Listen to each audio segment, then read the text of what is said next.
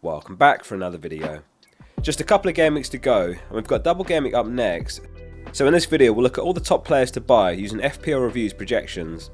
So let's jump straight in with the goalkeepers first, and the four teams with a double game week are Brighton, Chelsea, Man City, Man United.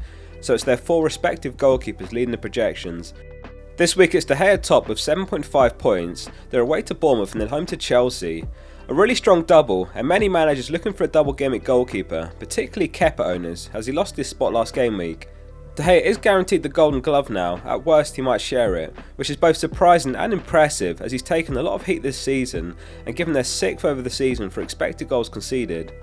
If you're looking for a goalkeeper, then he is top over the final two game weeks for projections. Ederson's close behind with 10.7 points. If you're tight for cash, then Steele's the one, a better looking double for them at 37 as well. And existing owners were relieved to see him retain his spot in goal after conceding 5 to Everton the week before. All the other goalkeepers are avoids. On to the defenders, and it's the double gaming assets leading the projections, so let's break them down. As mentioned, it's arguably an even better double for Brighton, 2 home games, Southampton first and then it is Man City.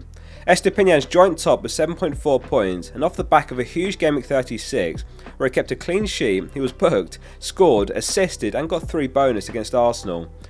Shaw is also projected 7.4, and if you can afford either defender, then he's the priority, given he tops all defenders over the final 2 game weeks. With Varane back, last match we also saw Shaw move into the left back role, where he's more threatening.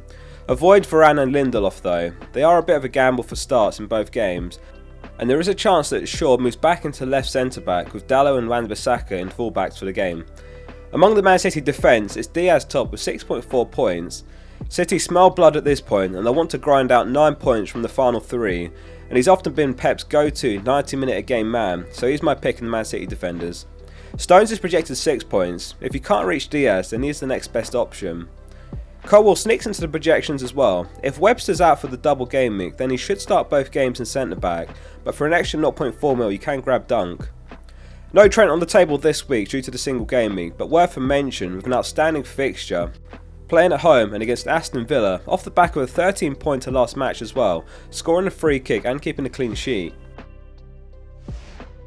Moving on to the mids, and Fernandes leads with 11.6 points. No Rashford as it stands due to his expected minutes being very low. If we get news that he's fully fit and available, then with an estimated 80 minutes per match he'd be projected 12.2 points, which would be top.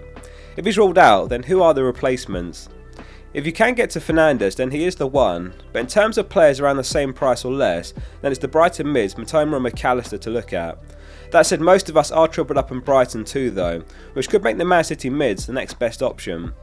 Although Sanchez and Eriksen are higher than Mahrez here, they're not as explosive and still not guaranteed to start both games. We know what a high upside pick Mahrez can be, but the Man City mids are such a toss up for starts. That said, Mahrez has started 4 in a row now, completing 90 mins in his last 3, and over that run he's assisted in every game. Gundogan misses out on the table, but also worth a mention with the last 2 games he's had. 2 goals and 1 assist against Everton, 2 goals against Leeds the week before. Again, not guaranteed to start both, but in such good form he could be worth a punt.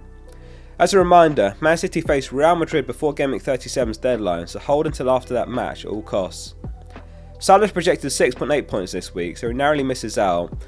And it's certainly not a week to back a single game week for captaincy, which was a strategy that may have worked in Game Week 36.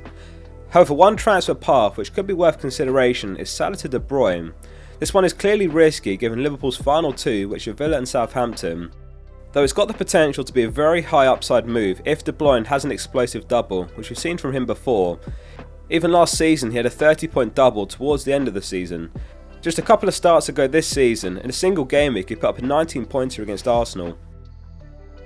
On to the forwards, and Haaland top as expected, 12.1 points. So that also makes him top among all players. Interestingly, Bruno's 11.6, not significantly behind, but you need to be very brave to bet against Haaland. We're all in different positions though. If you're looking for one final desperate push to catch up on a mini league leader, then captain and elsewhere would be the way to go. But certainly it's not logical for rank this week, and only one to consider if you are chasing the mini league or just playing for fun. Martial and Ferguson are 2nd and 3rd, but both avoids really, as they're not guaranteed for starts. Weghorst could start a game, maybe even Rashford if he's back. Welbeck could get a start for Brighton. And Kiso's an interesting one for only 4.6 mil. Many managers switch to a front two formation with Greenwood as the third forward. There is an opportunity for a cheap route into the double game week with Nkiso, though he's not guaranteed to start either. Could largely depend on March's availability, and of course many of us are tripled up anyway, but something to weigh up. If you're a Kane owner, there's no one worth selling him for, bar Haaland really. The only transfer path that could be worthwhile is downgrading him to accommodate a double game week mid like Bruno or De Bruyne. That wraps up the video, thanks for watching. If it was useful, please drop it a like before you go, and subscribe for more content to come later this week. See you soon for the next one.